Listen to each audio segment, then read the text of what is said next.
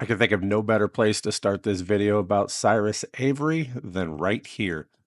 Right out in front of me there is the Route 66 rising sign here in Tulsa, Oklahoma. It is at the corner of Mingo and Admiral Place.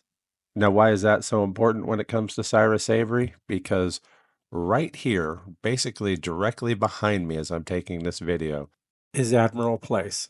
So that intersection right there. So from the left to it and behind me was where Route 66 originally went. And Cyrus Avery's farm and businesses were right in this area. There's no way to know exactly where it was compared to this traffic circle here, but it was pretty close to this area. And as you see on this sign as it comes up here, it's the original route of Route 66. So it came from straight out ahead here on Mingo and then made that turn down Admiral. So right in this area is where he had not only his farm, but he had other businesses like his motor court and his gas station and stuff. Of course, when he brought Route 66 through Tulsa, he was going to have it run right by his businesses. That's just smart. I mean, really smart. So that's this area right here where Cyrus Avery, the father of the Mother Road, used to live. So yeah, that makes this the perfect location to start a video about Cyrus Avery in Tulsa, Oklahoma.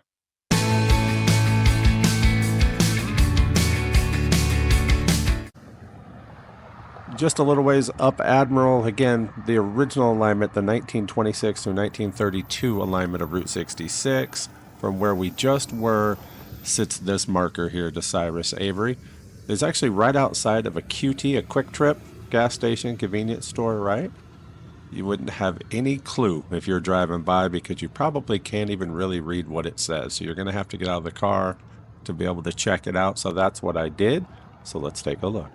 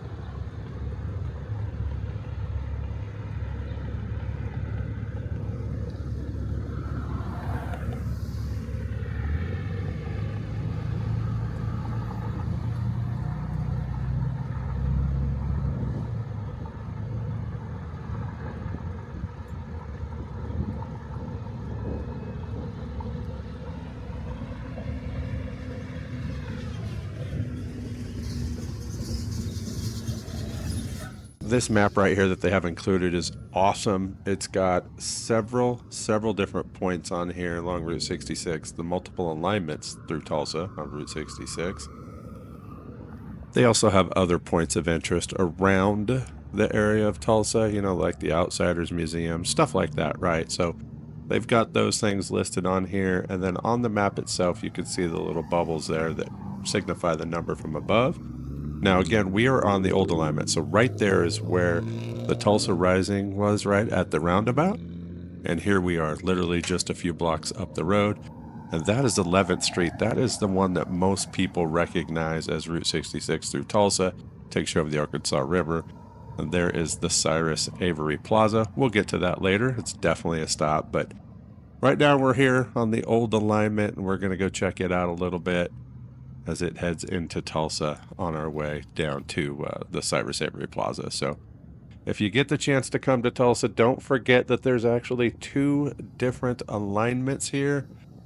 And there's the Rose Hill Cemetery. Yeah, it's not too far from us. We'll talk about that here in a little bit. But it runs straight into the old downtown area of Tulsa and then connects up with 11th Street there and crosses over and heads towards Sapulpa and then eventually all the way to Santa Monica, California.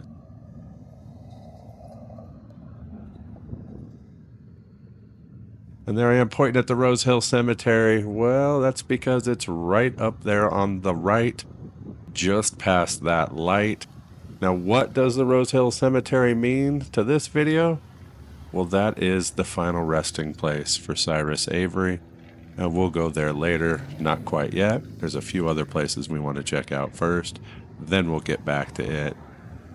Let's take an extra moment here to check this out before heading on to our next stop.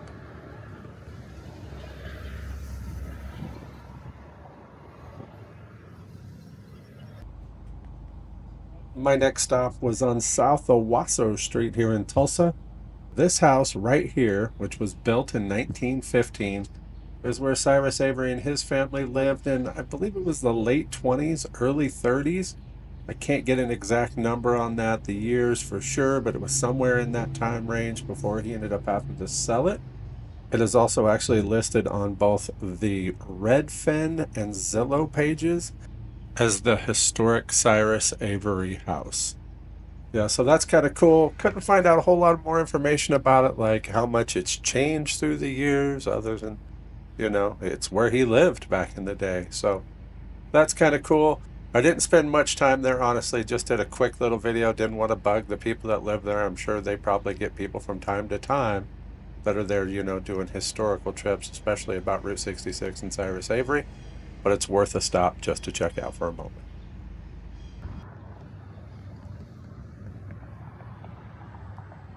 My penultimate stop on this trip of Cyrus Avery around Tulsa is the Cyrus Avery Plaza. It's located right off of Route 66, right where it intersects Riverside Drive. You can see the interstate occasionally behind us over there, so we're right off of the current interstate as well. Here you'll find some pretty cool things, like this amazing bronze statue. They like to refer to it as where East meets West. So we've got a guy in a horse-drawn carriage here meeting a newer, more quote-unquote modern car, right? This statue is pretty cool. This sculpture, whatever you want to call it here, is really neat. So let's take a closer look.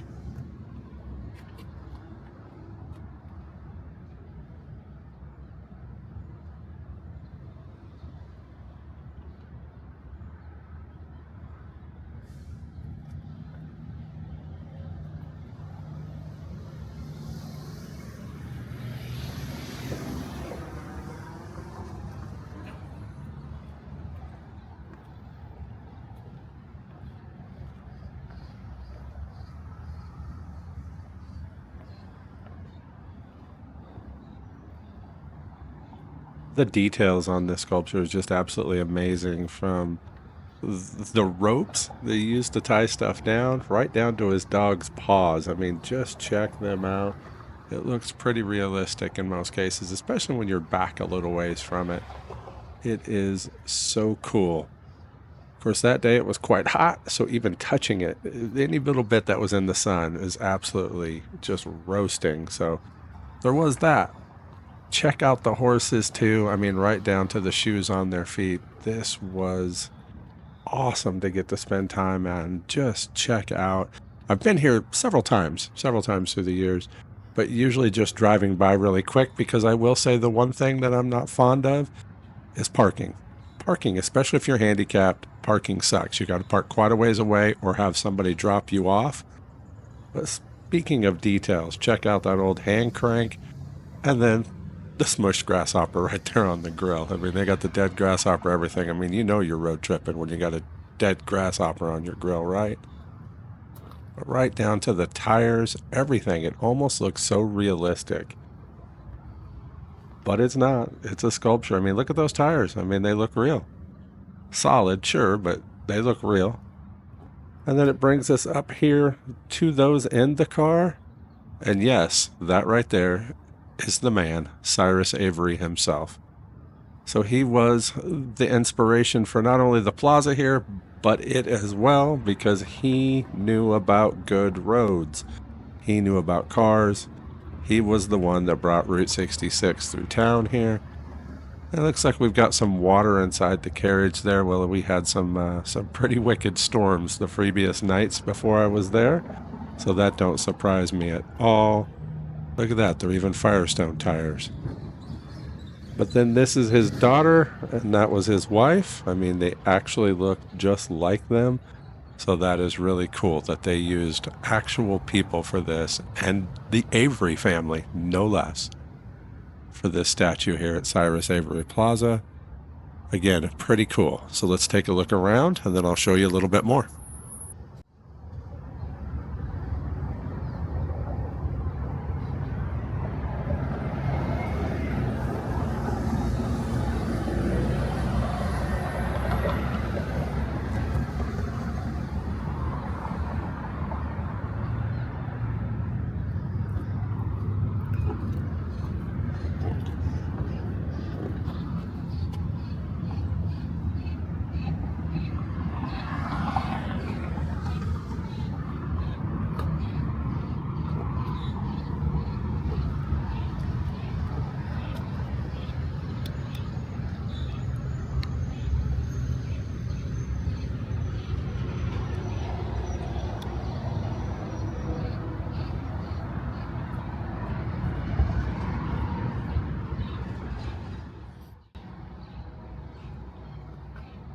Taking a look around the plaza, we see that it is flanked by the 8 state flags of the states along Route 66. So we have Illinois, we have Missouri, we have Kansas, there's Oklahoma, Texas, New Mexico. Continuing on, we have the state of Arizona, and then lastly, California. So that's really cool how they've got all of those displayed along the way, and then they've got these markers right here. These markers are really cool too, because each one of them has a little something about either the area or the project itself. So let's take a look at those.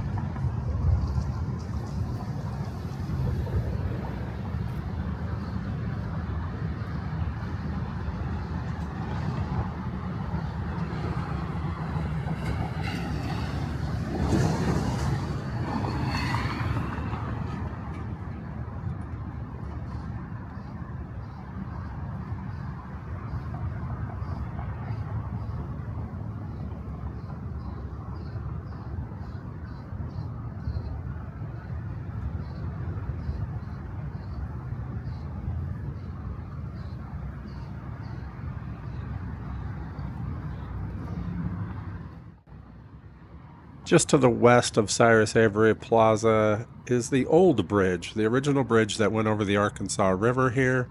It's the 11th Street Bridge, the old 11th Street Bridge. It was what Route 66 was when Route 66 first came through Tulsa. It is now called the Cyrus Avery Memorial Bridge. As you can see, it is closed to traffic. You can't even walk out on there. They have a really neat little area where you can go down under the current interstate there. And they've got a walkway you can go back. I've never done it. Maybe one of these times coming up soon I'll do it. But I always love walking over here and checking out the Cyrus Avery Memorial Bridge. It's always interesting to me too how you can see how nature is taking back over and all those cracks and crevices, how stuff is growing out of there, which is fascinating in itself to think. But here it is, the Cyrus Avery Memorial Bridge.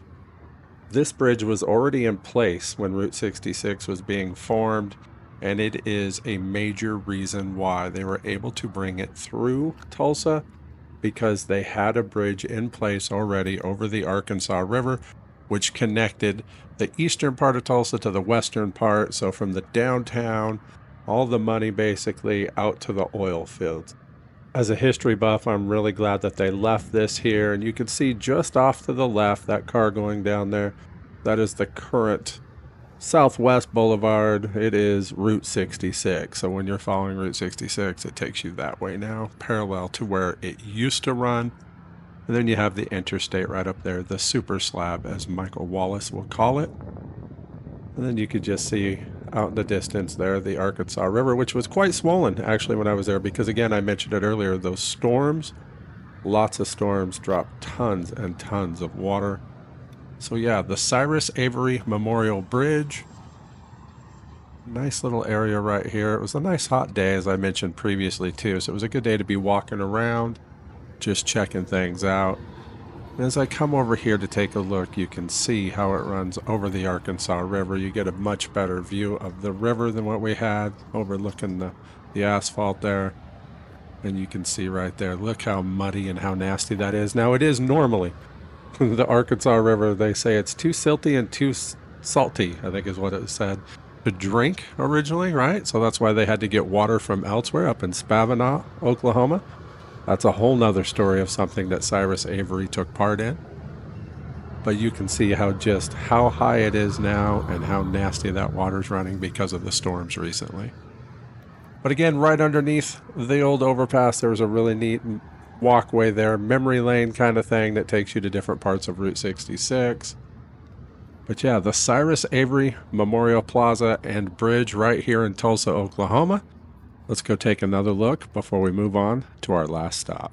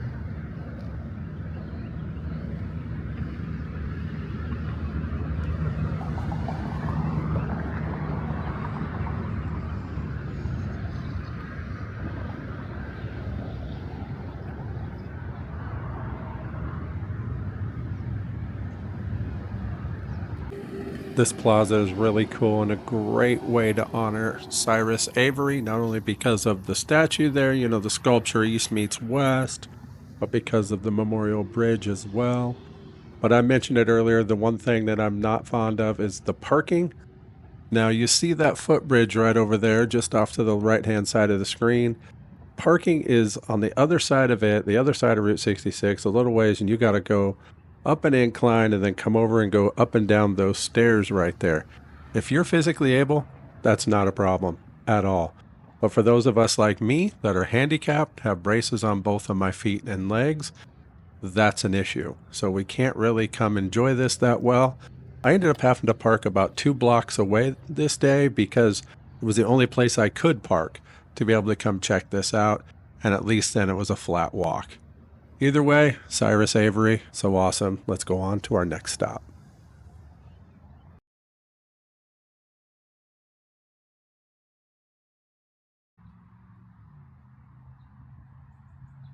My last stop on this tour is at the Rose Hill Cemetery. It is located just off of Route 66, well, the old Route 66. It's now Admiral Place. If you remember earlier in this video, I pointed out when we were at the memorial, that marker right outside the QT, that this cemetery was just up the way. Well, I came here to see that right there. You can see the name Avery. Now that is not Cyrus's marker. That is actually his dad's marker, as well as Cyrus's son James and his wife Ruth. So that's their marker, but when you come looking for this, that's the best way to find where you want to be, because you could see Alexander James Avery there, as well as James Lighton Avery and Ruth Siegler Avery as well. So the three that I just mentioned, that's their marker. And then right around it is the rest of the family. So to find Cyrus's, we got to go on the back side over here. And then he's got one of the flat markers on the ground. The grass was kind of grown up around it, so I don't know how often they mow. Again, they just had storms in the area, and I know this grass has probably been growing big time, so that didn't surprise me one bit. But when we look down, there it is. Father Cyrus Stevens Avery, born in 1871, passed away 1963. So this is the final resting spot of the man known as the father of Route 66, or the father of the Mother Road, Cyrus Avery. We've gone all around town today. I could figure out no better spot to end this than right here at his gravesite, where he's been buried since 1963. He did die in California, but they brought him back here to be buried with the family. And it's pretty easy to find, honestly, right off over here, just past that row of trees, past the big tree there that I'm pointing at.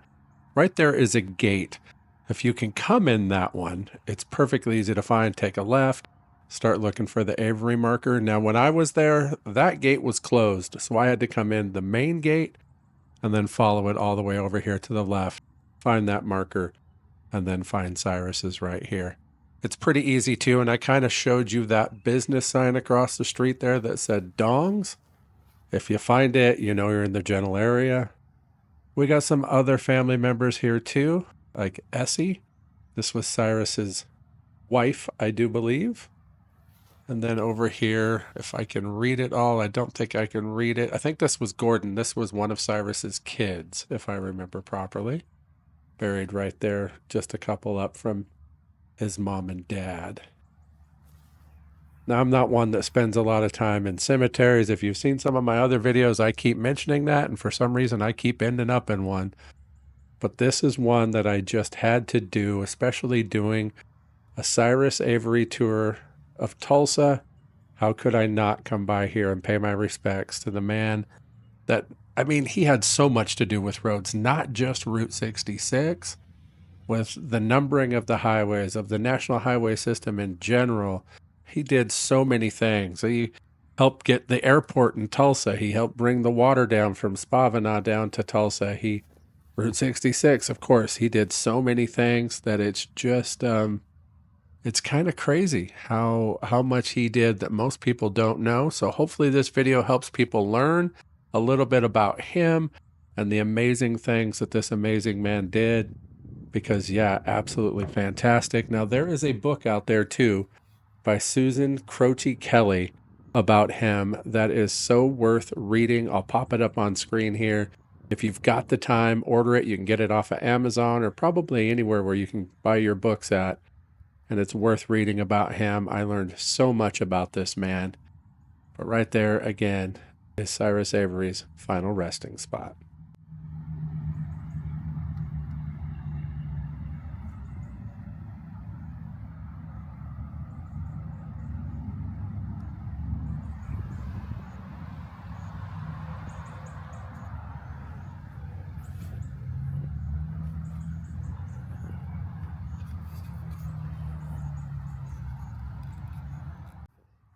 Once again, if you're wanting to come visit the grave of Cyrus Avery, it is right off of Admiral Place. You could see those cars over there right in front of the sign for Dongs. That is Admiral Place. It is the original alignment of Route 66. That was part of Route 66 from 1923 to 1932. Once you come in to the Rose Hill Cemetery, if you take a left, follow it till you see the main marker that I showed you there. And of course, there are other family members up front here too that are also buried right next to this. It's very easy to find. Totally worth the stop, especially if you're into the history, Route 66 history, or just history in general. I mean, again, as I was talking about a little bit ago, Cyrus Avery had his hands in so many things that we just simply take for granted nowadays, like roads, airports, stuff like that. I mean, it's crazy. Airmail. He was part of the ones that made airmail possible. And again, it's one of those things that's crazy. Read that book that I showed earlier because it has a lot of amazing details on this incredible man. So before I leave you here, I want to say thank you for watching this video as always. Give it a thumbs up, a like if you would, and then share it with somebody if you would. Drop a comment down below if you learned anything about Cyrus Avery. And one last thing, let's check out this from the Route 66 Festival this weekend about Cyrus Avery. Then we can also then bring them to the present. And so through the miracle of modern magic, I'm going to introduce you to a gentleman named Cyrus Avery. We're going to bend the rules as she talked a little bit, and through this miracle of imagination, we're going to allow the side to comment both on the past and the present, sharing just a few words about the father of Route 66, a visionary, a storyteller, an entrepreneur, and a true Renaissance man, Mr. Cyrus Avery.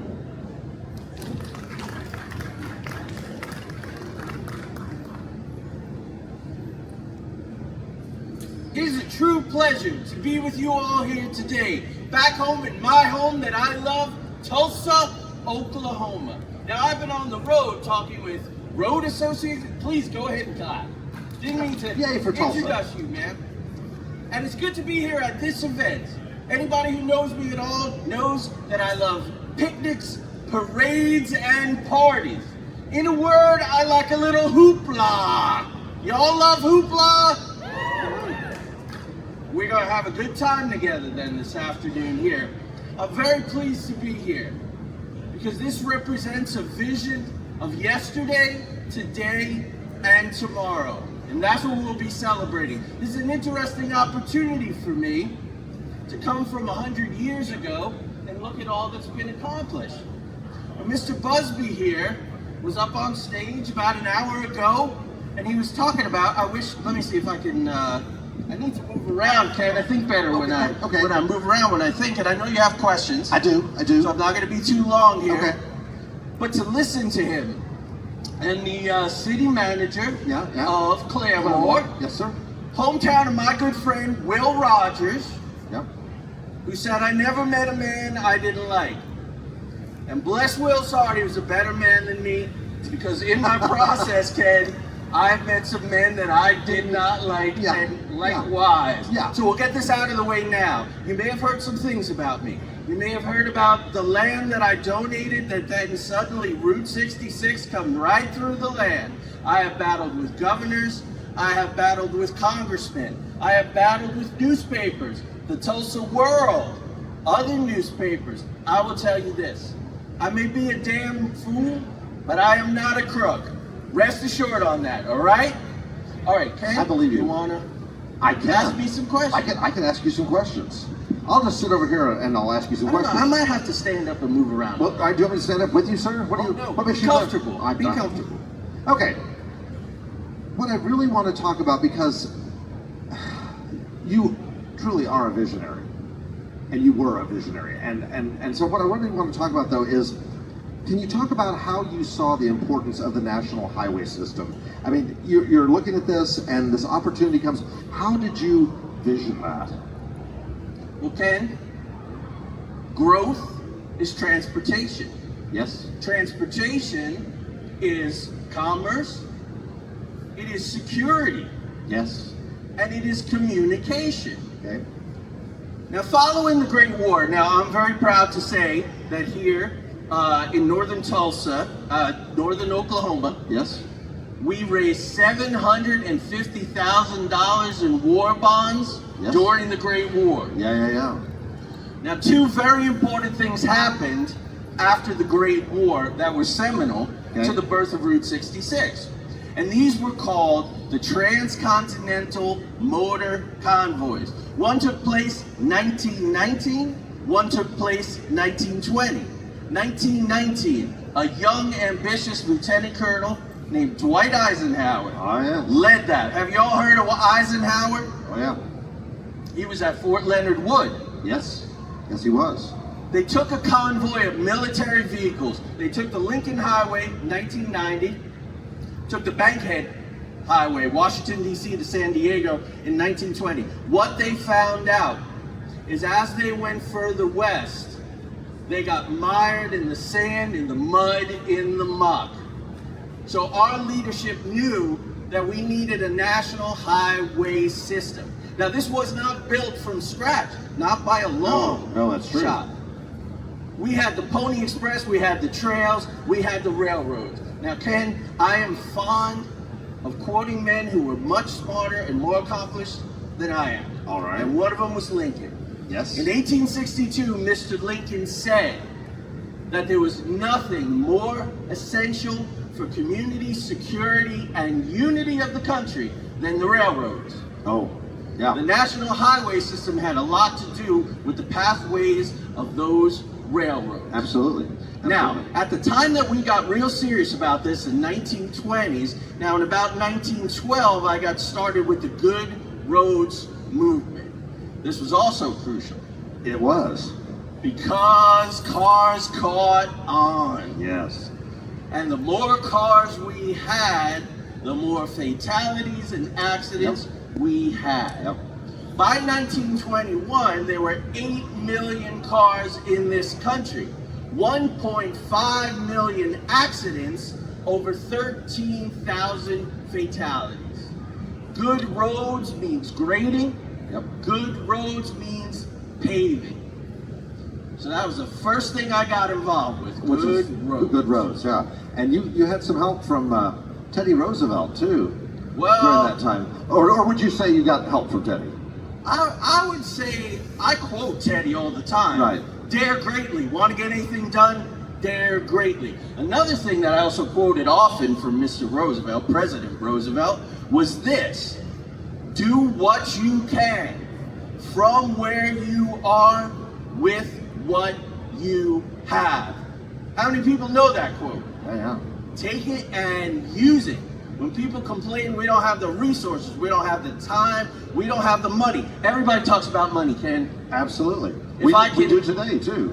Well, Yeah. yeah. That joins your time With my yours, time. absolutely. It is not enough. It is not enough to give your money. I have been very blessed. Oil was struck on my land. My businesses have done well. My boys Gordon and Leeton Yep. are in business with me. I have been very fortunate. My father and I came to Veneta.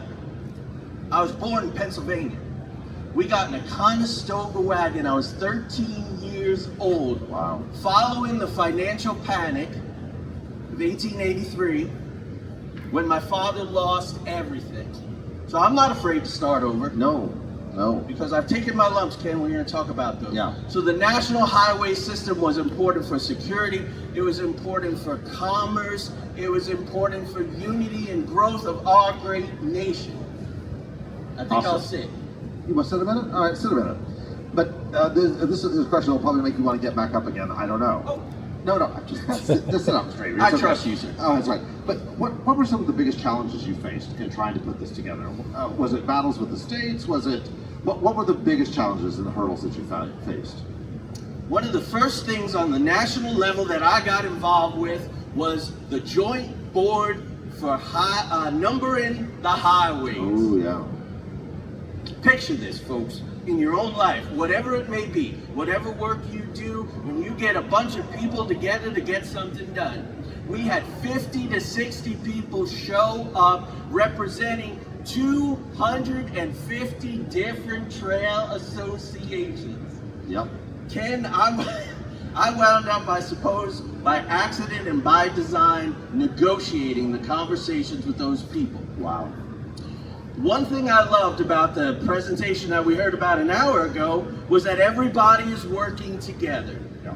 And everybody had to work together. That was a big challenge. Yeah. Just coming up with that highway numbering system, Sure. locked in a hotel for a couple of weeks to come up with it. That came back to bite us.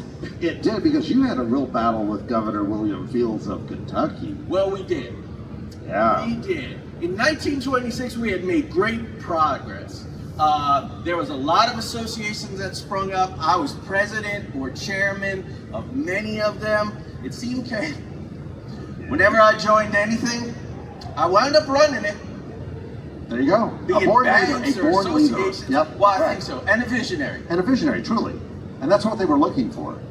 I think they were, well, it's an interesting thing, let me tell you this. And you probably know this too. Okay. They will come up to you and they will say, well, they'll say to me, Mr. Avery, sir, we would love for you to sit on this board because we need a visionary. We need people who think big. We need people who think out of the box. And then you open your mouth and they say, we never did that before. That's never worked before. And my time's precious. Yep. So I tell them, you've never had Cyrus Avery before. And so we did. We got things done. Yeah. One of the other big challenges, like you said, we thought we had everything worked out. We had the route from Chicago, California, all worked out. Route 60, that was our route. That was our number. Well, I do not let the moss grow. Right. So I had created maps. We had created advertisement. We had created road signs. Spent considerable money, Ken. The key to the money, and I heard you all say this too, split it local, split it state, split it government. That is one thing that Roosevelt and others worked with us on. You put in some money, we put in some money. This benefits local, this benefits state, this benefits national, but it benefits everyone. So, yes, with the governor of Kentucky, I suppose the modern vernacular was he was not getting his love with the highway. Right. We was running north. Yep.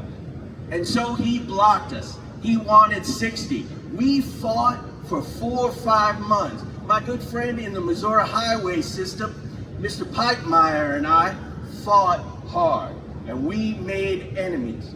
And we went to Congress. And other people didn't like we went to the Congress. Right. We went to the state and the Congress didn't like it.